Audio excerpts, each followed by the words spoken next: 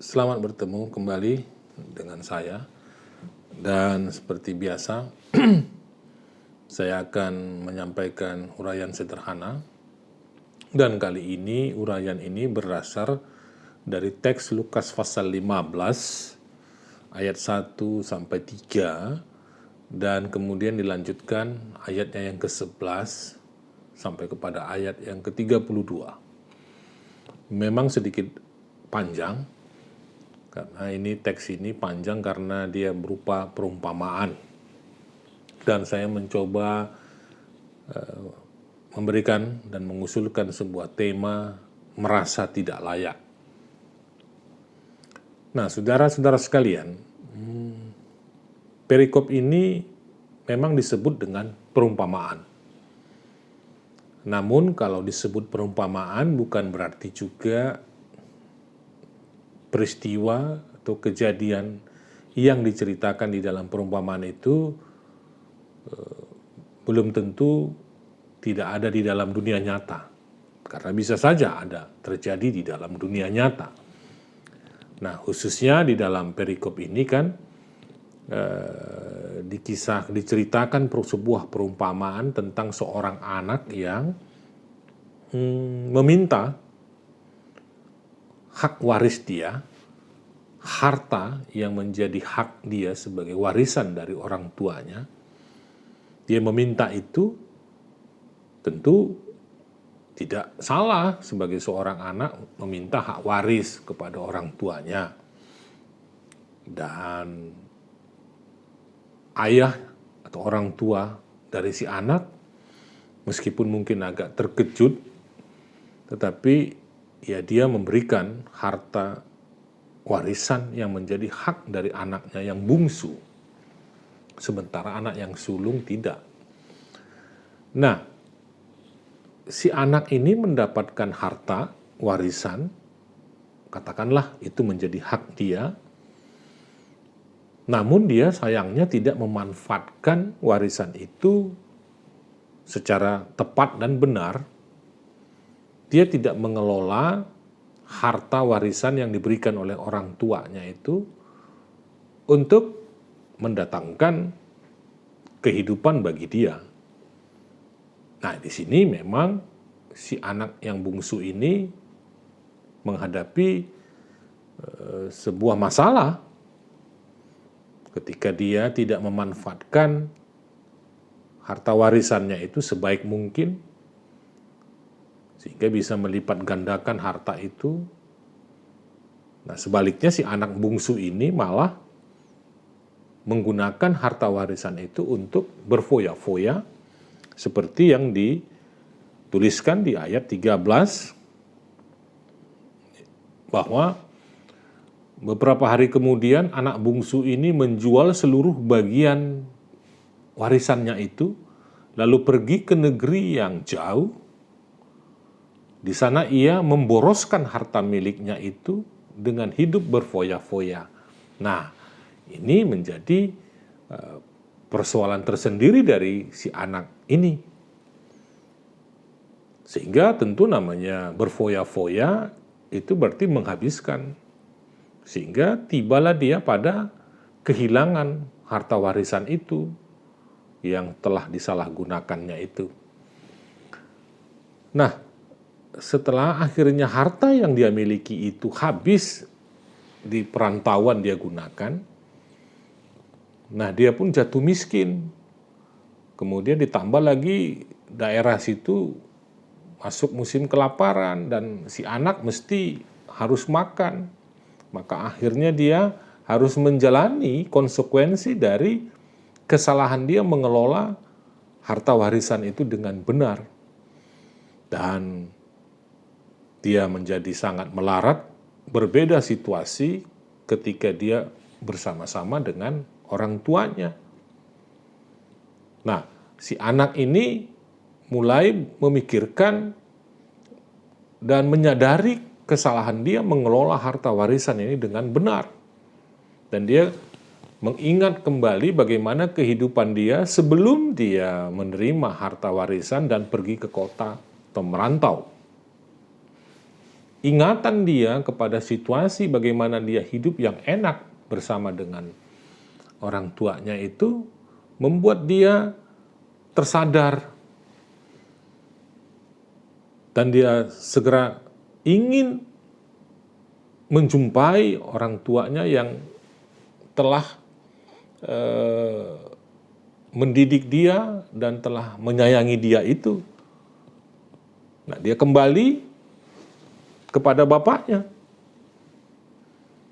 Nah, ini keputusan yang tidak mudah sebetulnya ketika sudah melakukan kesalahan dan dia berani kembali menjumpai ayahnya, bapaknya, dan dia mengakui kegagalan, kesalahan, dan mengakui kelemahannya. Si anak bersedia menjatuhkan harga dirinya, kesalahannya itu di hadapan orang tuanya. Kalau di ayat 21 disebut,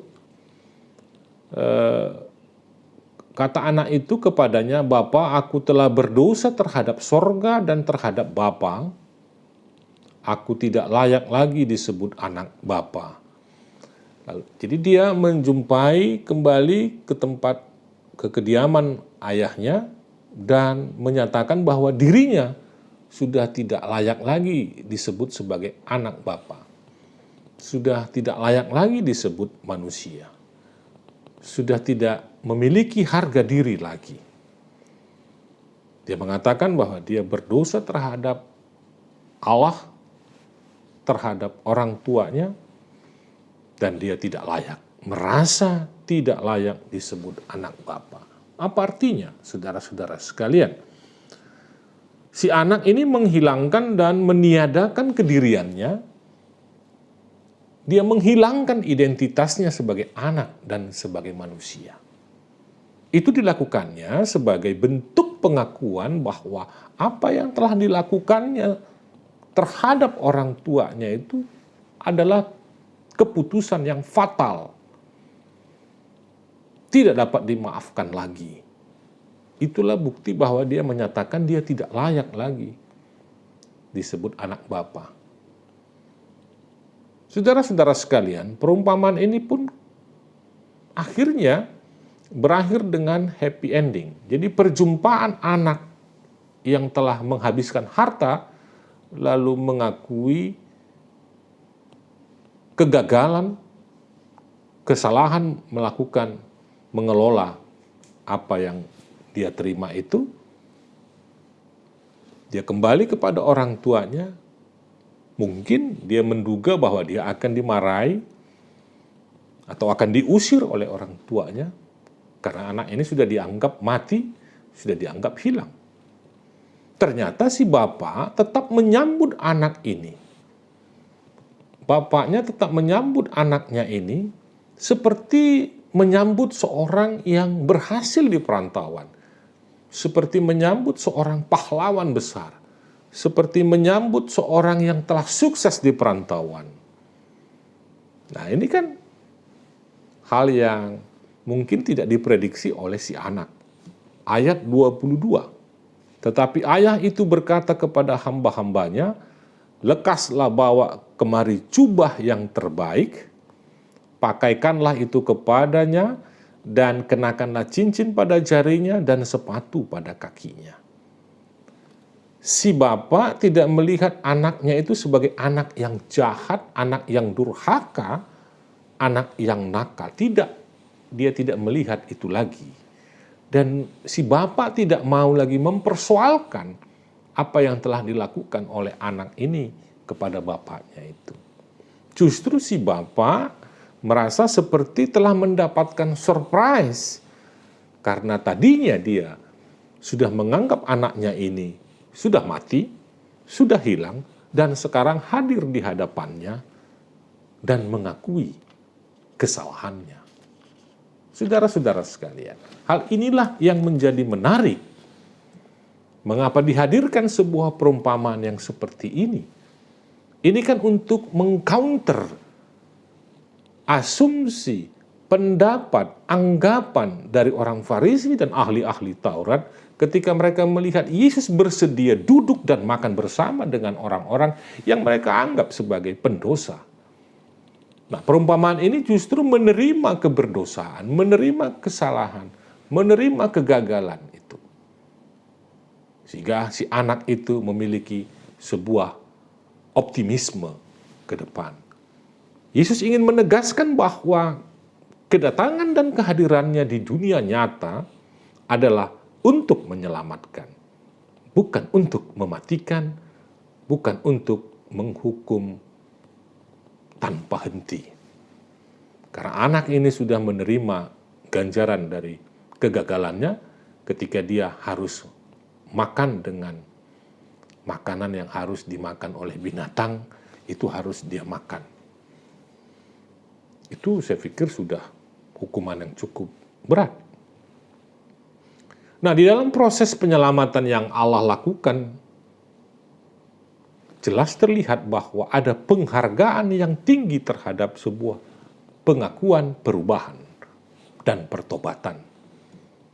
Allah yang visioner itu bukan Allah yang semata-mata berbicara tentang apa yang ada di belakangmu, apakah Anda sebagai pendosa atau penjahat, tetapi dia menghargai sebuah masa depan yang akan terbuka ketika ada pengakuan, perubahan, dan pertobatan. Saudara-saudara sekalian, merasa tidak layak adalah jauh lebih baik daripada merasa sudah layak. Atau sebetulnya kita tidak layak, tetapi kita melayak-layakkan diri kita. Nah, si anak bungsu ini mengambil posisi yang paling rendah, merasa tidak layak disebut anak Bapa, agar dia mendapatkan kelayakan.